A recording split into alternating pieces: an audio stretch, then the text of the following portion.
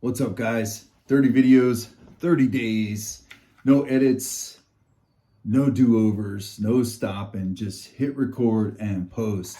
So I'm getting ready to go to a class, defensive knife, I think is what it's called, taught by Boyce of Spartan mode, and I'm excited. It's about 4 hours from here, from where I live. It's over in Idaho Falls, so it's going to be kind of fun. It's going to be a cool little road trip with some good training, with some good people, and yeah. So just getting ready for that today and heading over there. I was thinking about, as I was going through this, thinking about the different knives that I use and the training that I put into it, and I thought I'd share with you guys a little bit of the reasoning behind why I like these. So I like a push dagger or a punch dagger, right? And it just fits right in my hand. It blends right into my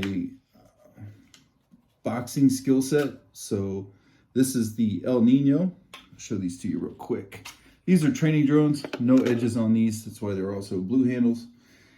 So if you see me handling the blades in a somewhat unsafe manner, I guess it could be ingraining bad habits, but it's just for the purpose of this video, just so I can kind of show you the handles and things like that. So these are also the black series from Shivworks. You can kind of see, hopefully you can see the logo there and there. It's cool. Got the little Shivworks logo on it. There you can see the difference in the El Nino, in the size of the handle. So the El Nino is about a half-inch smaller than the regular punch dagger. The blades are identical though. So the training blade, you can use the actual sheath that you're going to use with your live blade. I don't have any live weapons in here. I try to keep this room cold. So this is a dry fire room. It's a place where I can work through stuff with the knives and things like that. So I try to keep everything in here training and cold, so to speak. But these are actual sheaths. So you can use your actual sheath as you would have it on your belt.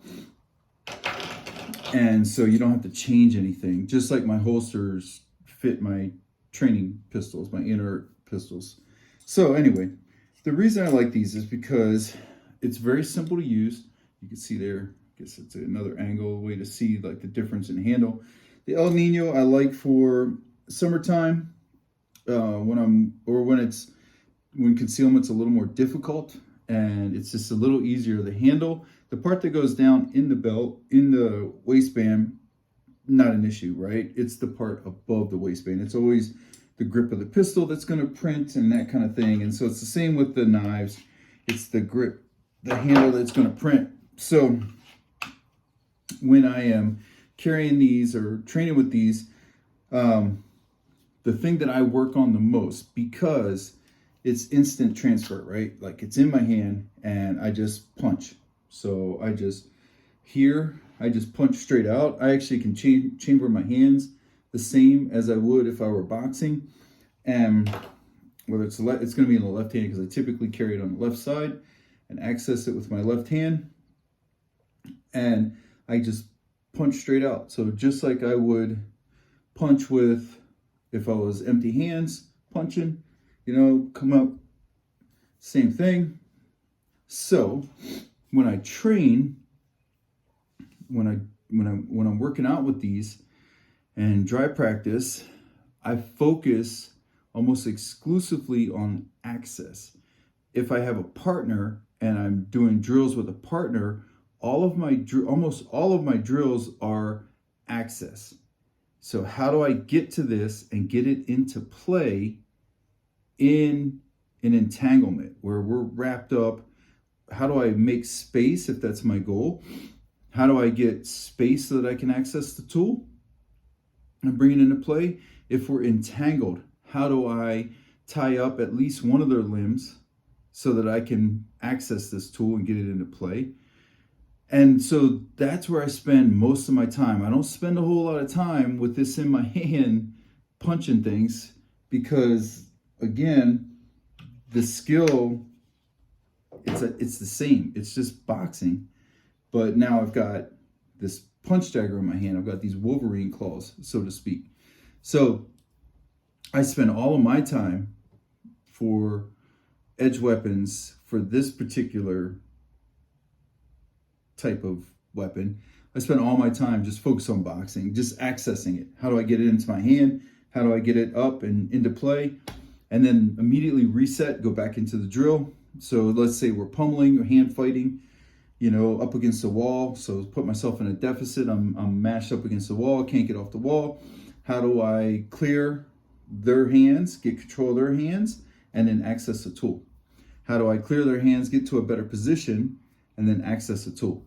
And once I access the tool, I go right back to the drill, which is we reset back to the deficit, because I want to get thousands of iterations where I am accessing this tool against resistance without fumbling the draw, without dropping it, without getting a handful of t-shirt or handful of jacket instead of the blade. So those are the things I focus on, and for those reasons, because using a fixed blade or a punch dagger or push dagger, it just simplifies it. It immediately immediately plugs into my boxing skill set, and I don't have to do anything else.